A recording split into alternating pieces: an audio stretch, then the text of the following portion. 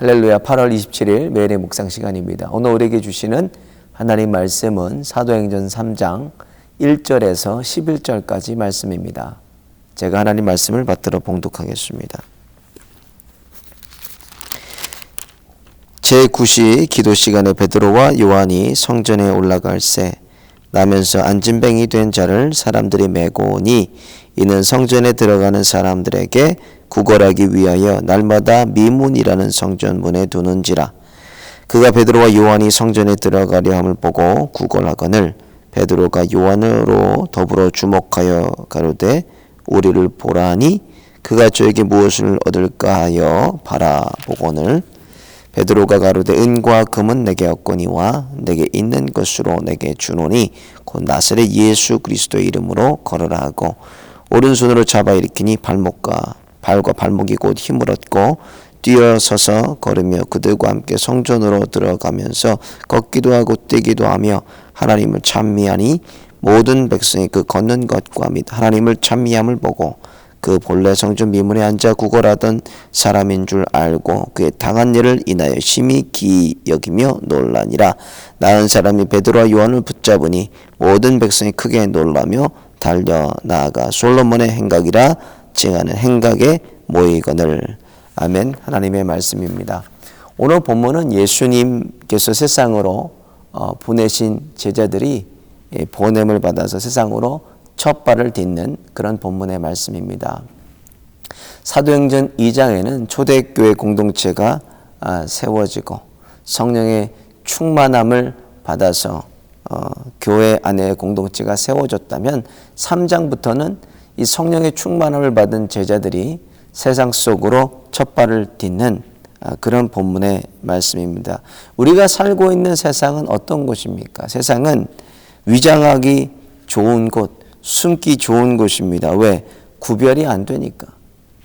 세상이나 나나 같기 때문에 구별이 잘 안 됩니다. 그러니까 이런 질문들을 많이 해요. 목사님, 세상 속에 영적 전투라고 하는 마귀가 어디 있습니까? 마귀랑 같은 길을 걸어가고 있기 때문에 마귀가 보이지를 않습니다. 마귀의 존재를 감지를 못하는 것입니다. 그러나 내가 마귀랑 다른 길을 걸어갈 때 마귀의 시퍼렇게 날이 선 것을 우리는 볼 수가 있습니다. 같은 방향으로 걸어가기 때문에 마귀의 존재를 인정할 수가 없는 거, 보이지 않는 것입니다. 대적하려면 다른 방향으로, 반대 방향으로 걸어갈 때 우리가 마귀를 인정할 수가 있습니다. 그 마귀라는 것은 존재는 인정하되 그의 능력은 부인해 버려야 됩니다. 아무것도 아닙니다. 이미 십자가 앞에 패배하였기 때문에 우리는 이미 승리자들이기 때문에 마귀의 능력은 아예 부인해 버려야 됩니다. 세상 속에 살아가는 그리스도인들에게 오늘 본문을 통해서 무엇이 필요한가 세 가지만 말씀을 드리겠습니다. 먼저 세상 속에서 우리가 그리스도인답게 살아가기 위해서는 성령의 충만함이 필요합니다. 오늘 본문 보면 완전히 다른 사람이 됐어요. 베드로가요. 예수님을 3번이나 부인하고 도망갔던 그런 저주하고 도망갔던 베드로가 오늘 본문 6절을 보니 은과 금 내게 없거니와 내게 있는 것을 내게 주노니 곧 나사렛 예수 그리스도 이름으로 일어나 걸으라. 완전히 다른 사람이 됐습니다. 베드로의 전부는 세상적인 가치였어요. 만약 우리가 생각하는 물질 그가 어부였으니까 배가 될 수 있고 그물이 될 수가 있고 그 가진 것이 그의 가치였지만 이제 성령의 충만을 받고 나니까 그런 가치들이 아무 소용이 없어요. 자기에 있는 것은 오직 예수 그리스도라는 나사렛 예수 이름으로 걸어라, 일어나 걸어라. 예수만이 그 베드로를 통치하고 다스리는 사람이 되었습니다. 이거는 뭐냐? 비포 애프터입니다. 성령 받기 전에 베드로와 성령을 받은 후에 베드로가 완전히 다른 모습을 보이고 있습니다. 성령은 생명의 영입니다. 성령이 우리 안에 들어와서 나를 다스리시고 통치하시고 나를 인도하신다면 우리 안에 생명의 증거들이 나타나요. 우리 안에 나타나는 생명의 증거는 이거는 보이는 증거입니다. 생명은 살아 역사하는 거기 때문에 살아있는 생명의 에너지가 있어요. 나를 만나는 모든 사람, 나를 보는 모든 사람들에게 내 안에 계신 성령이 계시다는 것을 우리가 증거할 수가 있고 보여줄 수가 있는 것입니다. 그래서 세상을 살아갈 때 가장 필요한 게 뭐나? 먼저 성령의 충만함을 간구하라는 것입니다. 두 번째로 우리는 만남의 축복을 간구해야 됩니다. 오늘 본문에 보면요. 성전 미문에 앉아있는 안진뱅이를 베드로와 요한이 만났기 때문에 예수님의 이름으로 잡아일으킬 수가 있었습니다. 만나지 못했다면 아무리 큰 능력을 베드로와 요한이 가졌었더라도 그것은 아무것도 아닙니다. 그러나 만날 만한 사람을 하나님께서 붙여주시고 만났기 때문에 성전 미문에 앉은 안진뱅이를 잡아일으킬 수가 있었습니다. 하나님이 우리를 인도하신다는 말은 우리 다른 말로 뭐라 그럽니까? 사람과의 관계를, 만남을 주선하신다고 얘기를 합니다. 신앙생활도 정의하면 관계예요. 사람과의 관계. 관계 속에서 우리는 예수님을 만나고 관계 속에서 예수님을 보여주기도 하고 관계 속에서 우리가 예수의 살아계심을 증거하기도 합니다. 오늘 본문이 있는 사도행전을 봐도 관계의 연속이에요.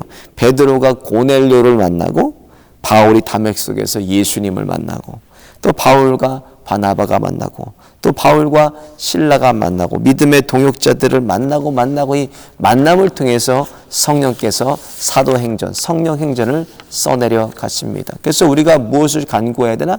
만남의 축복을 간구해야 됩니다. 만날 만한 사람들을 만나서 그 사람을 통해서 예수 그리스도를 보여주고 그 사람 속에 있는 예수를 만나는 것입니다.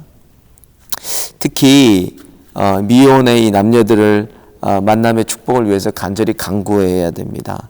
통계에 의하면 목숨 걸고 이 연애 사업에 매진하지 않는 이상은 보통 만나는 이성의 50명 안에서 하나님께서 짝을 맺어주신다고 합니다. 그리고 또 제가 한 가지 덧붙인다면 100m 이내에 있습니다. 지금 많은 분들이 목사님 결혼을 위해서 또 배우자 위해서 기도한다는 분들이 계시는데 100m 안에 있습니다. 100m 안에. 가까운 데 있다라는 거예요. 가까운 데서 찾아야 됩니다.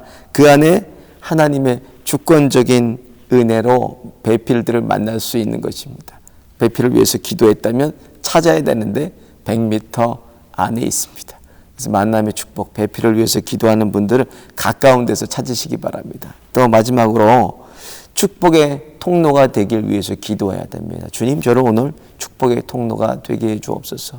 또 하나님의 축복의 통로로 저를 사용해 주옵소서라는 축복의 통로가 되기를 구해야 됩니다. 11절을 보니까 나은 사람이 베드로와 요한을 붙잡으니 모든 백성이 크게 놀라며, 베드로와 요한이라는 통로를 통해서 구걸하던 안진뱅이가 누굴 만났어요? 예수님 만났습니다. 예수 만났어요.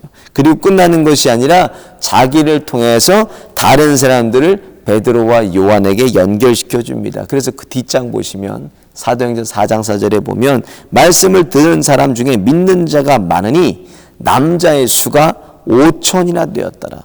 그 안진뱅이를 통해서 많은 사람들이 예수님의 살아계심을 보고 그 증거한 것을 보고 베드로와 요한에게 와서 말씀을 복음을 듣습니다. 그때 5천 명이나 남자의 수가 성인 남자가 5천 명이나 그날 더하게 되었더라. 평생 구걸하고 허리 한번 펴보지도 못한 사람이 베드로와 요한을 통해서 예수님 만나서 자기가 거기서 끝난 것이 아니라 이제는 그 사람이 축복의 통로가 돼서 다른 사람들을 예수님께 연결하는 그런 통로가 되었습니다. 나는 어떤 통로인가 한번 생각해 봤으면 좋겠습니다. 나는 과연 예수님의 축복의 통로인가? 아니면 분쟁의 통로인가? 아니면 다툼의 통로인가? 교회를 허무는 통로인가? 한번 생각해 봤으면 좋겠습니다. 나는 어떤 통로인가?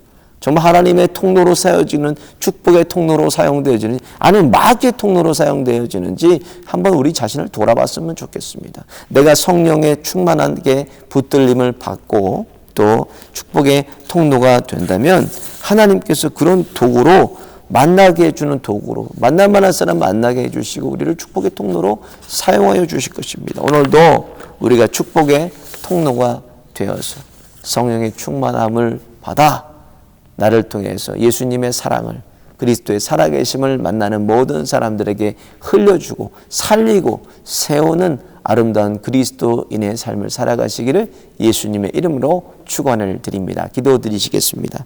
하나님, 오늘도 새날 허락하여 주시고 첫 시간을 말씀으로 시작하게 하여 주심을 감사드립니다. 축복의 통로로 저희들 사용하여 주셔서 부족한 저희들을 통해서 예수님의 생명 흘러가고 복음이 세상으로 흘러가는 하루가 되도록 저희들을 사용하여 주옵소서. 팬데믹 속에서도 천가지 만가지 답인 예수 그리스도를 붙들고 고난의 터널을 찬송하며 기쁨으로 통과하게 하여 주옵소서. 믿음으로 연단을 통해서 믿음의 강골들이 세워지는 믿음의 기회가 되게 하여 주옵소서.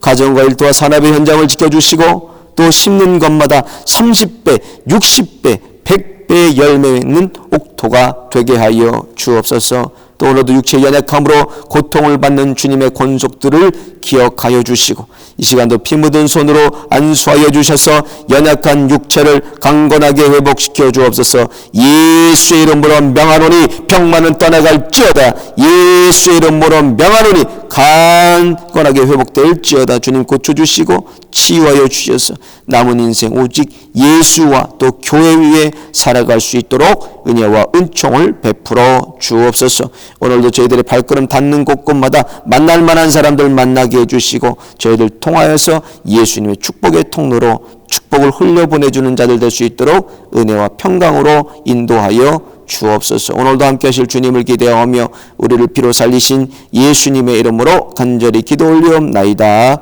아멘.